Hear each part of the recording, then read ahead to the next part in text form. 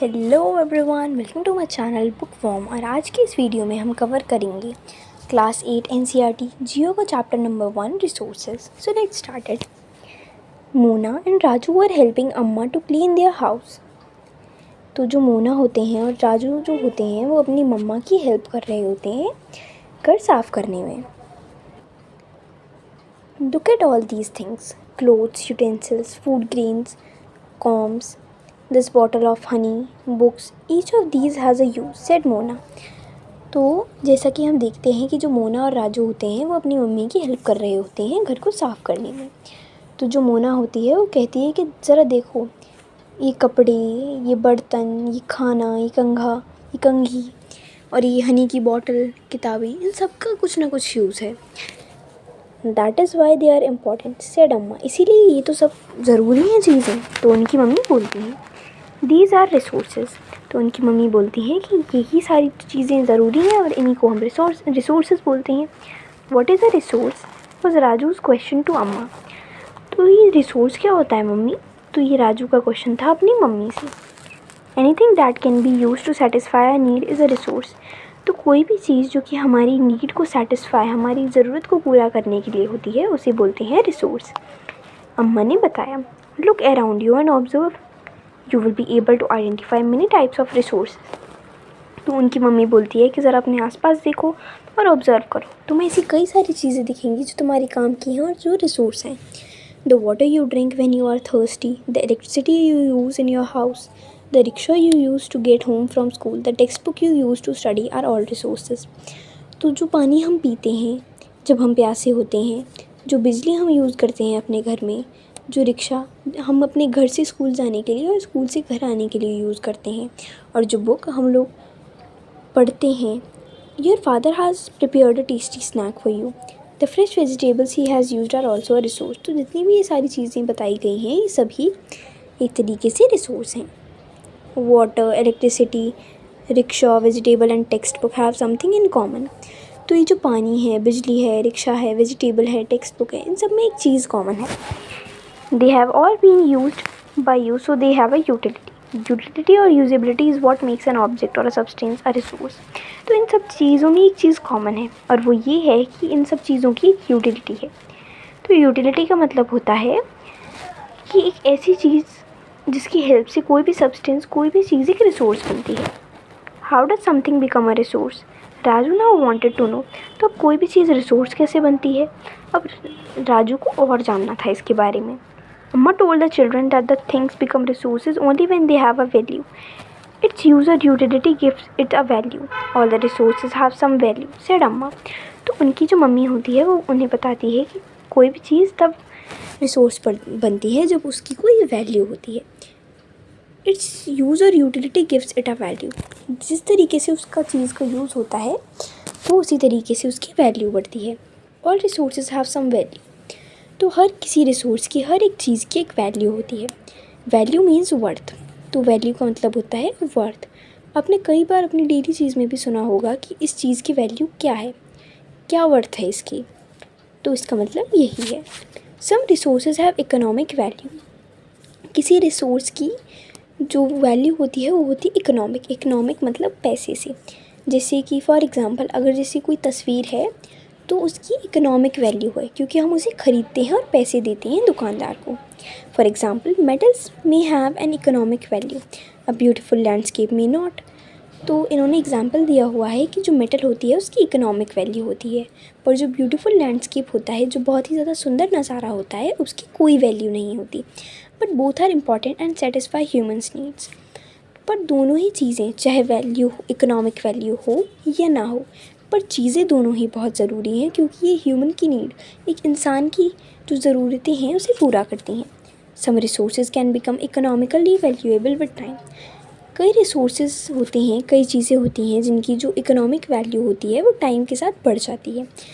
जैसे कि अगर कोई प्रॉपर्टी है तो उसकी जो इकोनॉमिकल वैल्यू है ना, वो टाइम के साथ साथ इंक्रीज़ होती जाएगी, बढ़ती जाएगी।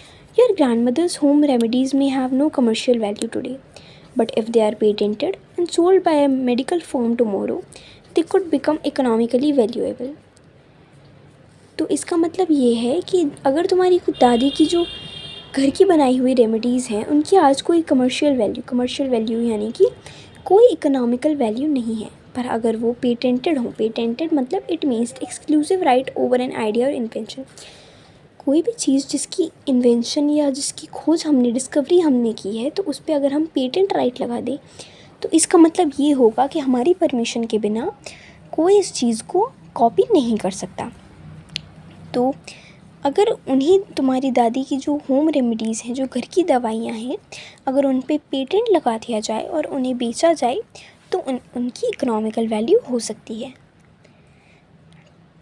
Time and technology are two important factors that can change substance into resource. तो जो सबसे दो इम्पॉर्टेंट फैक्टर्स होते हैं जो कि किसी भी सब्सटेंस को एक रिसोर्स में चेंज कर देते हैं, उसे कहा जाता है time and technology. Both are related to the needs of the people. People themselves are the most important resource. It is their ideas, knowledge, inventions and discovery that leads to the creation of more resources. तो इसमें बताया गया है कि जो सबसे पहले तो हमें ये जानना है कि किसी भी जो सब्सटेंस है जब वो रिसोर्स बनती है तो उसके क्या इंपॉर्टेंट फैक्टर हैं। तो उसके दो इम्पॉर्टेंट फैक्टर हैं, वो हैं टाइम और technology. Both are related to the needs of people. तो टाइम और टेक्नोलॉजी दोनों ही लोगों की ज़रूरत से रिलेटेड हैं। People themselves are the most important resource. तो जो लोग हैं, जो जनता है हमारी देश की, वो खुद ही में एक बहुत ही ज़्यादा ज़रूरी रिसोर्स है।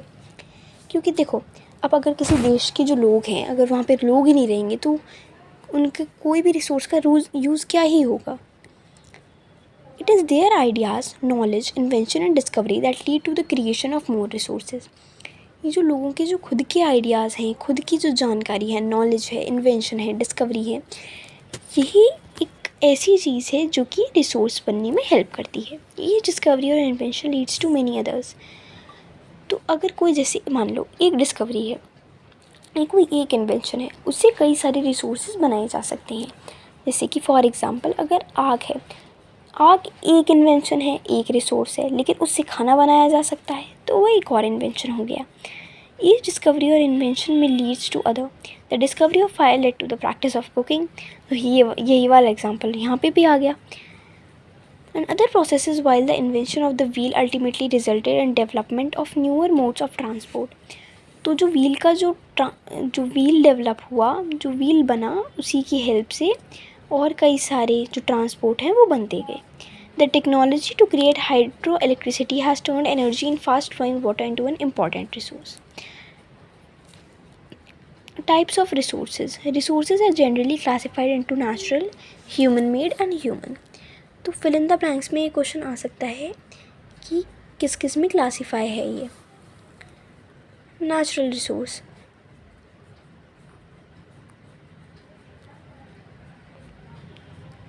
resources that are drawn from nature and used without much modification are called natural resources. तो जो resources नेचर द्वारा बनाए, जो कुदरती जो चीज़ें हैं,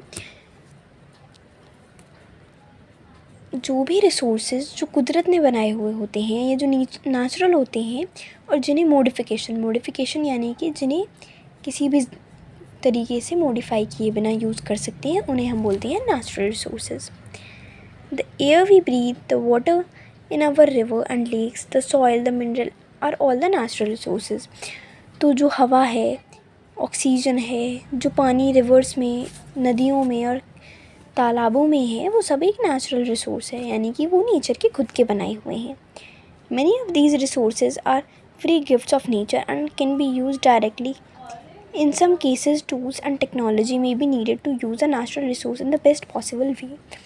तो ये जो इनमें से कुछ रिसोर्सेज तो होते हैं फ्री गिफ्ट्स यानी कि जो नेचर ने खुद बनाए हुए होते हैं और ये चीज़ें डायरेक्टली यूज़ की जा सकती हैं।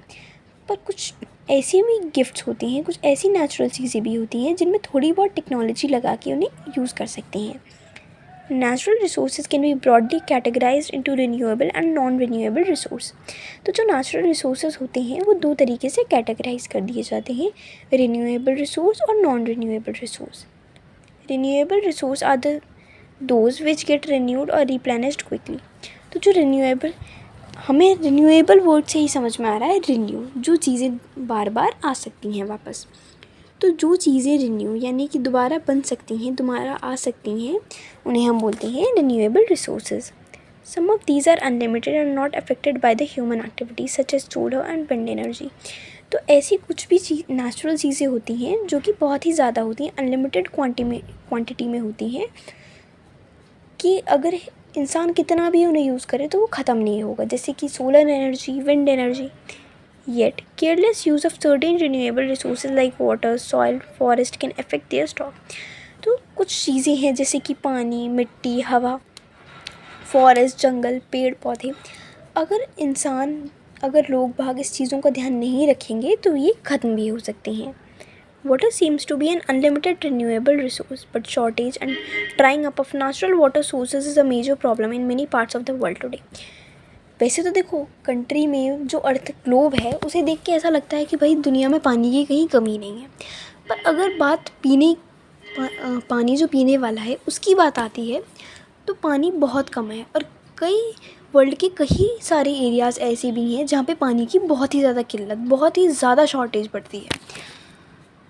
नॉन रिन्यूएबल रिसोर्सेज, अब यहाँ तक रिन्यूएबल रिसोर्सेज तो हो गया हमारा, अब है non renewable resource are those which have a limited stock. तो जो नॉन रिन्यूएबल रिसोर्स होते हैं वो वाले रिसोर्स होते हैं, वो वाली चीज़ें होती हैं जिनका बहुत ही ज़्यादा लिमिटेड यानी कि बहुत ही कम स्टॉक होता है। Once the stocks are exhausted it may takes thousand of year to be renewed और रिप्लेनिश्ड। एक बार ये सारी चीज़ें ख़त्म हो गई नॉन रिन्यूएबल तो इन्हें कई हज़ार साल, कई मिलियन ईयर्स लगेंगे दोबारा बनने में। Since this period is much more than human life span, अब क्योंकि ये जो टाइम है वो ह्यूमन लाइफ स्पान का मतलब होता है कि इंसान की ज़िंदगी से भी कई गुना, मतलब देखो मिलियन ईयर्स एगो। अब जैसे कोल है, पेट्रोलियम है, इसे कई हज़ार साल लगते हैं बनने में।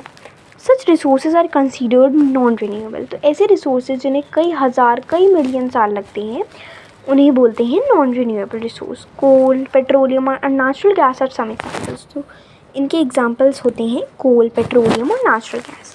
The distribution of natural resources depends upon number of physical factors like terrain, climate and altitude. तो जो डिस्ट्रीब्यूशन है नेचुरल रिसोर्सेज का, जो बटे हुए हैं जिस तरीके से, वो टोटली डिपेंड करता है फिजिकल फैक्टर्स यानी कि जगह कैसी है, टेरेन, वो प्लेन है, पहाड़ी इलाका है, वहाँ का क्लाइमेट कैसा है।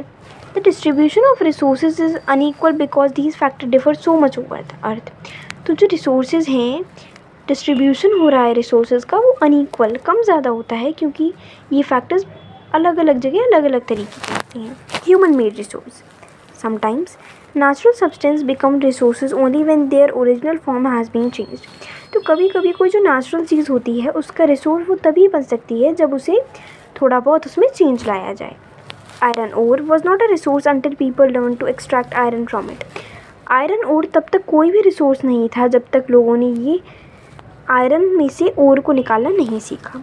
People use natural resources to make buildings, bridges, roads, machinery, vehicles which are known as human made resource. तो जो लोग बाग हैं वो नेचुरल रिसोर्स से बिल्डिंग, ब्रिज, रोड, मशीनरी ये सब चीज़ें बनाते हैं। Technology is also made a human made resource. तो जो चीज़ें इंसान बनाता है उसे बोलते हैं human made resource. So people like us natural resource to make human made resource. So people like us use natural resources to make human made resource. Said Mona, nodding his understanding. Yes, said Raju. तो मोना कहती है कि जो हमारे जैसे लोग हैं वो नेचुरल चीज़ें यूज़ करते हैं, ह्यूमन मेड, खुद की बनाई हुई चीज़ों को यूज़ करने के लिए। तो राजू बोलता है हाँ। अब इससे अगले वाले पार्ट को हम अगले वीडियो में कवर करेंगे। अगले वीडियो में चैप्टर ख़त्म हो जाएगा। अगर आपको अब तक का कंटेंट समझ में आ रहा हो तो प्लीज़ मेरे वीडियो को लाइक करना, वीडियो को शेयर करना अपने दोस्तों के साथ और मेरे चैनल को सब्सक्राइब करना। Thank you.